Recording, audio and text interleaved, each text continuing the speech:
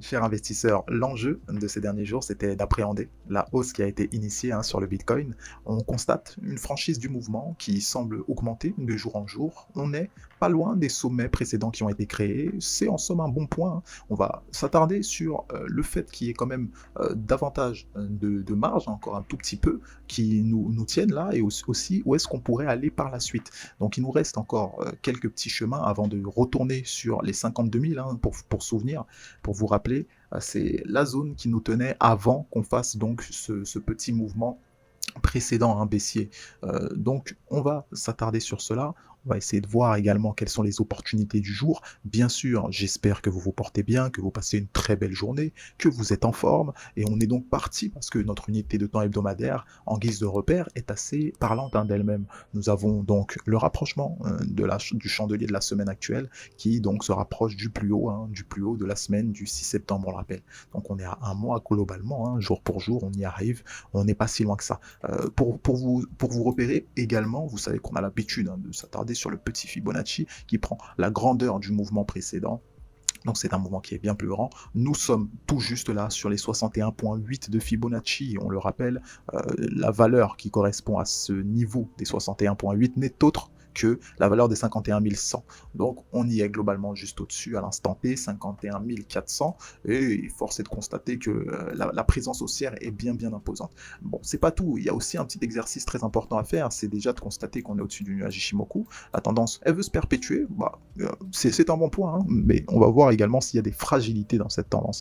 On peut également prendre le temps de retirer Ishimoku pour un peu s'attarder sur la précédente vague qui a été effectuée. Donc cette vague baissière, on prend un Fibonacci, on essaie de retracer l'ensemble du mouvement. Donc de la même manière qu'on l'a fait sur le grand mouvement précédent baissier qu'on a eu, actuellement on peut également faire le même exercice pour le précédent mouvement baissier. Et ce qu'on aperçoit, c'est quoi? Ce qu'on aperçoit, c'est qu'on est déjà au-dessus des 78,6 de Fibonacci. D'accord? On se rapproche progressivement, donc on l'a rappelé, de ce dernier plus haut. C'est-à-dire qu'on a retracé globalement la moitié, plus de la moitié même, du mouvement qui a été initié, donc le précédent mouvement baissier. Ça veut dire quoi? Ça veut dire que les acheteurs retracent complètement ce mouvement. Donc tout va se jouer concrètement à partir du moment où on va se rapprocher de ce sommet, lorsqu'on aura fait globalement 100% du mouvement précédent. Est-ce que vous saisissez déjà alors ce que ça veut dire? C'est que tant qu'on n'est pas arrivé au-dessus de ces niveaux-là, bon, on va pas grandement crier victoire, parce que justement on aimerait que les acheteurs concrétisent cette cassure du plus haut, qui n'est autre que autour des 52 000, on parle bien sûr 52 300 pour le courtier Coinbase. Donc, tant qu'on n'est pas sur ces niveaux de prix-là, on va attendre, d'accord, on va patienter, certes, on constate, il est clair, il n'y a pas de souci par rapport à ça, la hausse est totale, d'accord, les acheteurs sont bien présents, mais on aimerait qu'ils concrétisent d'autant plus leur hausse en cassant complètement ces 52 300. Et après là, on va commencer à être un peu plus serein dans la poursuite de cette hausse, parce que ça s'inscrivra tout simplement dans la création d'un creux qui vient d'être cassé et qui nous ramènera, vous l'avez vu, on peut tout simplement même le refaire, si on s'attarde sur les niveaux de Fibonacci. On a globalement des niveaux de prix comme target. Vous vous rappelez, la toute première, c'est les 161,8 qui est autour des 61 100, d'accord, pour ce qui est du Bitcoin. Et juste après, on a des targets haussières autour des 261,8 de Fibonacci qui sont autour des 75 000 dollars pour le Bitcoin.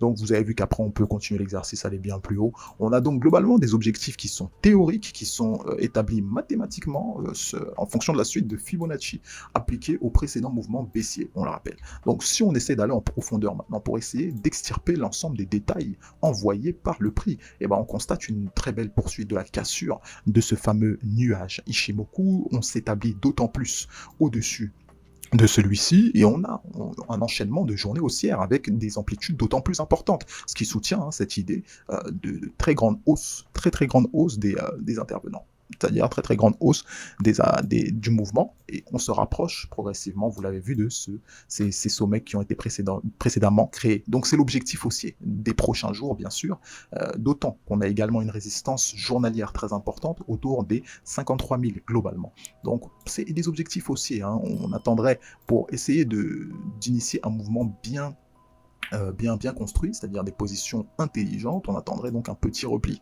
parce qu'il est vrai actuellement qu'en unité de temps 4 heures ça se voit, on assiste à une hausse effrénée, on casse l'ensemble des structures qui ont été dessinées, à savoir ce fameux triangle qui confirmait cette présence haussière très imposante. Nous sommes donc là en guise de repère, hein, pour ce qui est d'Ishimoku, même en le remettant. Je ne sais même pas si vous voyez le nuage là. La preuve en est, en faisant de l'analyse, le nuage n'est même pas visible, hein, tellement il est éloigné. Ça sous-entend que la puissance de cette tendance est sans précédent. D'accord? C'est une tendance haussière qui est très très avérée. Et ce qu'on attendrait, c'est un repli. D'accord? Un très beau repli, peut-être autour des 50 000. Ça serait assez encourageant pour repartir de plus belle, parce que là, il y a quand même pas mal de hausses. Il y a aussi quelques petits creux qui ont été effectués. On le rappelle, autour des 50 400. Le tout, c'est d'attendre que le prix puisse donc sortir de cette petite zone de compression. S'il sort à la hausse, bon, les plus agressifs d'entre vous, on le sait, qui vont jouer la cassure de cette hausse, hein. Ça nous amènera donc directement tout juste autour des 52 800. D'accord? Si on fait l'objet donc de faire un petit flashback, on a globalement une très belle résistance qui se situe juste ici. D'accord? Donc c'est la prochaine station sur laquelle on va aller, hein, à condition que le prix continue son envolée. Suite à ça, ça nous amènerait donc sur des hauts de marché, et comme on l'a spécifié là, ça sera le moment de vérité, d'accord? Le moment de vérité pour le Bitcoin, pour savoir si il y a une sincérité dans la poursuite de ce mouvement haussier, et c'est bien sûr ce que l'on souhaite. Donc, les plus smart, d'accord? Ceux qui souhaiteraient être un peu plus prudents, attendront un petit repli, d'accord? Un petit repli autour des 50 400, histoire de choper le mouvement prochain, hein, qui arrivera de manière un peu plus saine, d'accord? Bon, en somme, c'est pas forcément une obligation, ça sous-entend également de maîtriser d'autant plus le risque. On ne sait jamais, d'accord. Si le prix décide de respirer complètement suite à la hausse qu'il a effectuée, bon, ça ne sera pas de refus aussi non plus, d'accord. On n'est pas borné, on observe le prix, on attend ce qu'il nous propose. Donc suite à ça, il serait quand même intelligent que les acheteurs poursuivent leur hausse, vu que là ça semble très bien parti. C'est tout ce que l'on souhaite pour le Bitcoin, d'autant plus qu'il drive ses homologues, hein. On parle bien sûr de l'Ethereum. On a spécifié petit objectif autour des 3500, 600 par extension si on cassait donc le niveau psychologique médian, qui n'est autre que les 3550. Ceci dit, on a fait un rejet, comme vous l'apercevez, sur ce niveau psychologique, qui nous amène donc actuellement sur le précédent sommet qui a été créé.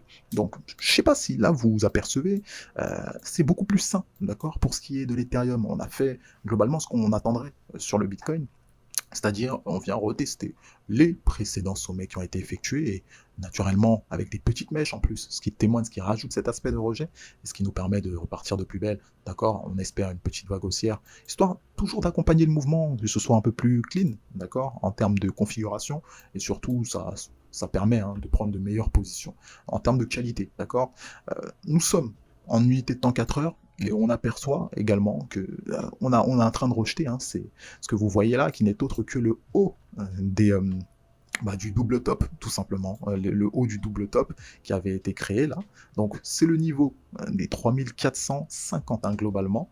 Donc ce niveau-là a été rejeté, hein. Vous voyez, on n'est pas loin, il nous reste 2 bonnes heures là, avant qu'on clôture cette séance de 4 heures. Peut-être qu'on assisterait à un doji, on va faire attention à ça. On est tout proche de la cassure, hein, du nuage Ishimoku également, ça aussi c'est à surveiller. Notre semaine se porte plutôt bien pour l'instant. Donc des actifs financiers, Bitcoin, Ethereum, qui semblent être très fortement haussiers. Bon, on a fait l'état des lieux, on a fait le tour. On vous souhaite simplement de prendre soin de votre portefeuille, prendre soin de vous également. Et nous, on se retrouve à la prochaine. Bye bye.